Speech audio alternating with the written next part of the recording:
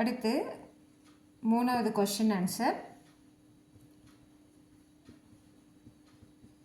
சிந்து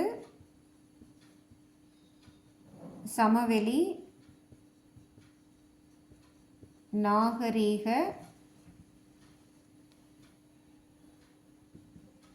எழுத்து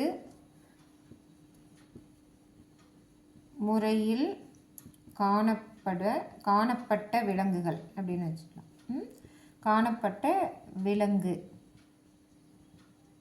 அப்படின்னா ஒரு அப்ஜெக்டிவ் டைப் கொஸ்டின் மாதிரி கேட்கலாம். அதில் ஆப்ஷன்ஸ் என்னன்னு பார்த்தீங்கன்னா ஆடு, மாடு, கோழி, பன்றி இதில் வர்றதுக்கு வாய்ப்பு இல்லை, அது காடுகளில் இருக்கும். இது வந்து ஃபுல்லாக டொமஸ்டிக் அனிமல்ஸ். பன்றி, காண்டாமிருகம், யானை. இதில் முக்கியமாக டைனோசரஸ் விட்டுட்டேன் நான். டைனோசரஸ் காலத்தில் தான் அவங்க வாழ்ந்திருக்காங்க. அதுவும் அந்த எழுத்து முறையில் வருதுங்க.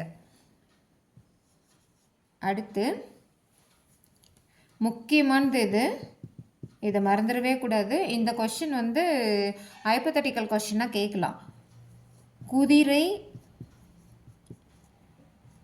உருவம் எழுதப்படவில்லை. இதெல்லாம் இருந்தது. குதிரை வந்து அந்த எழுத்து முறையில் எழுதப்படவில்லை. இது ஒரு கொஸ்டின்.